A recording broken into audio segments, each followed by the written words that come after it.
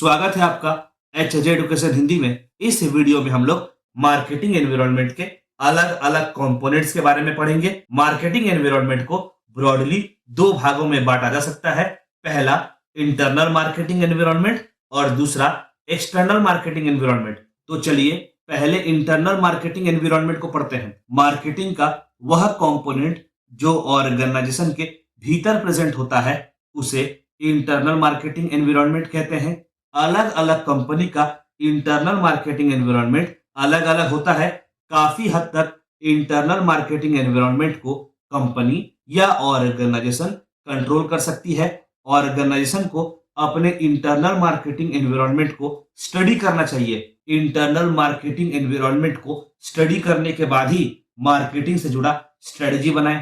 किसी भी प्रोडक्ट या सर्विसेज को डेवलप करने में इंटरनल मार्केटिंग एनवायरनमेंट का बहुत बड़ा रोल होता है। इंटरनल मार्केटिंग एनवायरनमेंट को फॉलोइंग कंपोनेंट्स में बांटा जा सकता है। इंटरनल मार्केटिंग एनवायरनमेंट का पहला कंपोनेंट है resources. Resources internal marketing environment का one of the main component होता है। रिसोर्सेज प्रोडक्ट्स या services, financial, number of customers, advance technology, manufacturing करने की क्षमता आदि किसी भी रूप में हो सकता है। अगला skill of the employee. Employees का स्किल प्रोडक्ट या सर्विस के क्वालिटी को प्रभावित करता है। कहने का मतलब हुआ जितना अधिक एम्प्लॉयज स्किल्ड होंगे उतना अच्छा प्रोडक्ट्स या सर्विसेज का क्वालिटी होगा। वहीं दूसरी तरफ अगर एम्प्लॉयज कम स्किल्ड होंगे तो प्रोडक्ट या सर्विस का क्वालिटी में भी कमी देखने को मिलेगा। इसके अलावा जितना अधिक एम्प्लॉयज स्किल्ड होंगे ऑर्गेनाइजेशन का सक्सेसफुल होने का चांसेस उतना अधिक होगा। अगला वैल्यूज। टॉप लेवल मैनेजमेंट किस तरह से स्ट्रेटजीज को देखता है इसका पता वैल्यूज से चलता है। कुछ ऑर्गेनाइजेशन सक्सेसफुल होने के लिए इनोवेशन को इंपॉर्टेंट मानते हैं, वहीं दूसरी ओर कुछ ऑर्गेनाइजेशन को ट्रेडिशनल मेथड ही बेहतर लगता है। अगला कंपोनेंट है स्ट्रेटजी। अपने गोल्स और ऑब्जेक्टिव्स को अचीव करने के लिए ऑर्गेनाइजेशन जिस रास्ते को चुनती है उसे स्ट्रेटजी कहते हैं। यह स्ट्रेटजी ऑर्गेनाइजेशन के द्वारा बनाया जाता है और वह इंटरनल एनवायरनमेंट का ही एक इंपॉर्टेंट कंपोनेंट होता है। अगला कंपोनेंट है गोल्स। कुछ ऑर्गेनाइजेशन के लिए प्रॉफिट कमाना गोल होता है, वहीं दूसरी ओर कुछ ऑर्गेनाइजेशन के लिए समाज सेवा करना, सोशल सर्विस करना गोल होता है। इंटरनल मार्केटिंग एनवायरनमेंट को पढ़ने के बाद चलिए आगे बढ़ते हैं और एक्सटर्नल मार्केटिंग एनवायरनमेंट को समझते हैं। मार्केटिंग का वह कंपोनेंट जो ऑर्गेनाइजेशन के बाहर प्रेजेंट होता है उसे एक्सटर्नल मार्केटिंग एनवायरनमेंट कहते हैं। एक्सटर्नल मार्केटिंग एनवायरनमेंट ऑर्गेनाइजेशन के कंट्रोल के बाहर होता है। एक्सटर्नल मार्केटिंग एनवायरनमेंट को दो भागों में बांटा जा सकता है।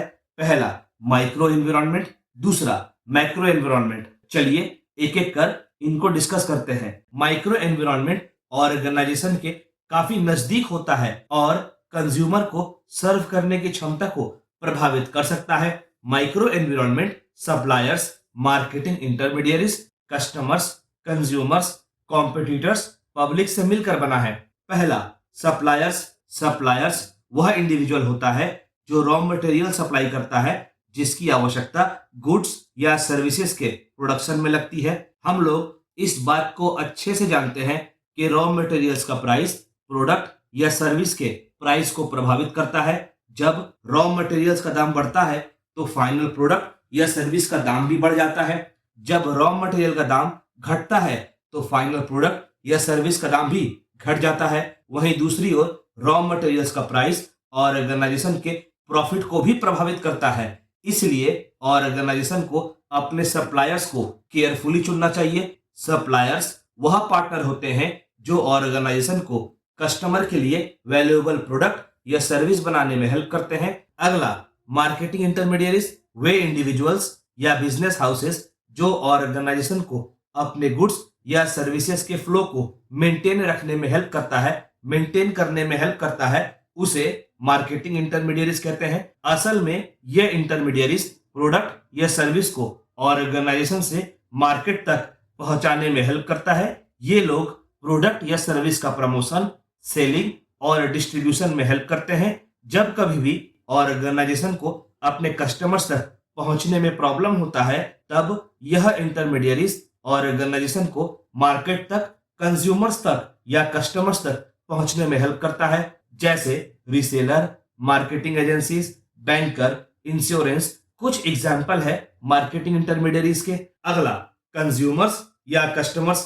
कस्टमर्स वह इंडिविजुअल्स होते हैं जो प्रोडक्ट या सर्विस को परचेज करते हैं, प्रोडक्ट या सर्विस को खरीदते हैं। ऑर्गेनाइजेशन का गोल होना चाहिए कि वे कस्टमर्स के नीड्स और रिक्वायरमेंट को फुलफिल कर सके, सेटिस्फाई कर सके। अगर ऑर्गेनाइजेशन को सक्सेसफुल होना है तो उसे कंज्यूमर के, कस्टमर के टेस्ट, प्रेफरेंसेस और नीड्स के हिसाब से गुड्स या सर्विसेज को बनाना होगा और प्रोवाइड करना होगा। अगला, कॉम्पिटिटर्स। दुनिया में हर जगह कंपटीशन देखने को मिलता है। कंपटीशन वह सिचुएशन होता है जहां पर बहुत सारे ऑर्गेनाइजेशन एक तरह के प्रोडक्ट या सर्विस को बेचते हैं ताकि मार्केट को गेन कर सके, जिसके लिए वे अलग अलग मेथड्स को अडॉप्ट करते हैं। अब तक हम लोगों ने माइक्रो एनवायरनमेंट को पढ़ा। चलिए आगे बढ़ते हैं और मैक्रो एनवायरनमेंट के अलग अलग कंपोनेंट्स को देखते हैं। मैक्रो एक्सटर्नल एनवायरनमेंट मार्केटिंग का वह एनवायरनमेंट होता है जो ऑर्गेनाइजेशन के सक्सेस, स्ट्रेटजीज और डिसीजन लेने की क्षमता को प्रभावित करता है। मैक्रो एनवायरनमेंट माइक्रो एनवायरनमेंट को भी प्रभावित कर सकता है। मैक्रो एनवायरनमेंट इतना ब्रॉड होता है जो पूरा का पूरा इंडस्ट्री को प्रभावित कर सकता है। चलिए मैक्रो एनवायरनमेंट के अलग अलग कंपोनेंट्स को पढ़ते हैं। पहला, डेमोग्राफिक एनवायरनमेंट, पॉपुलेशन का साइज, पॉपुलेशन का density, age, location, gender, race, occupation आदि डेमोग्राफिक एनवायरनमेंट में आता है। प्रोडक्ट्स या सर्विसेज का मार्केटिंग करने से पहले ऑर्गेनाइजेशन को डेमोग्राफिक एनवायरनमेंट का जानकारी होना बहुत जरूरी होता है। प्रोडक्ट्स या सर्विसेज का मार्केटिंग करने से पहले ऑर्गेनाइजेशन को चाहिए कि वह जरूरी डेमोग्राफिक एनवायरनमेंट से जुड़ा जानकारी इकट्ठा कर ले। कस्टमर्स का टेस्ट, प्रेफरेंसेस, बाइंग पैटर्न में जो अंतर देखने को मिलता है वह डेमोग्राफिक फीचर्स की वजह से ही होता है। अगला, इकोनॉमिक एनवायरनमेंट। इकोनॉमिक एनवायरनमेंट उन फैक्टर से मिलकर बना है जो कस्टमर्स के इनकम खर्च करने की क्षमता, परचेज करने की क्षमता को प्रभावित करता है। लोगों का इनकम लेवल, इकोनॉमी में इनकम और वेल्थ का डिस्ट्रीब्यूशन, देश का इकोनॉमी आदि सबसे मिलकर इकोनॉमिक एनवायरनमेंट बनता है। और ऑर्गेनाइजेशन को अपने प्रोडक्ट्स या सर्विसेज को बनाते समय इकोनॉमिक एनवायरनमेंट को ध्यान में रखना चाहिए। अगला, नेचुरल एनवायरनमेंट। प्राकृतिक संसाधन यानी नेचुरल रिसोर्सेज को दिखाता है नेचुरल एनवायरनमेंट। उन प्राकृतिक संसाधन की बात की जा रही है जिसकी सहायता से ऑर्गेनाइजेशन अपने प्रोडक्ट्स या सर्विसेज को मैन्युफैक्चर करती है। नेचुरल एनवायरनमेंट में climatic condition, environmental condition, pollution आदि भी इंक्लूडेड होता है। Technological environment, innovation, research, technology का डेवलपमेंट आदि टेक्नोलॉजिकल एनवायरनमेंट का कंपोनेंट होता है। आज के समय में जहां पर टेक्नोलॉजी हर एक क्षेत्र में, हर एक फील्ड में इतना हावी हो रहा है, तो इस हिसाब से टेक्नोलॉजिकल एनवायरनमेंट काफी इंपॉर्टेंट बन जाता है।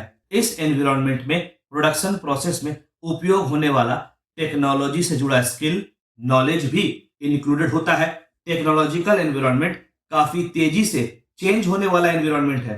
अगला, पॉलिटिकल एनवायरनमेंट। पॉलिटिकल एनवायरनमेंट में गवर्नमेंट, पब्लिक पॉलिसीज, लॉ आदि इंक्लूडेड होता है। और ऑर्गेनाइजेशन को पॉलिटिकल एनवायरनमेंट पर पैनी नजर रखना चाहिए ताकि वह गवर्नमेंट के द्वारा लाया गया प्लान और पॉलिसीज के बारे में जानकारी इकट्ठा कर सके और उस अनुसार अपने एक्टिविटीज को परफॉर्म कर सके। अगला कंपोनेंट है कल्चरल एनवायरनमेंट। समाज का बेसिक वैल्यूज, परसेप्शन, बिहेवियर से मिलकर कल्चरल एनवायरनमेंट बनता है। यह जगह जगह पर बदलता रहता है। मार्केटिंग से जुड़े डिसीजन लेते समय कल्चरल एनवायरनमेंट का ध्यान रखना बहुत जरूरी हो जाता है ताकि लोगों की भावनाएं आहत ना हो।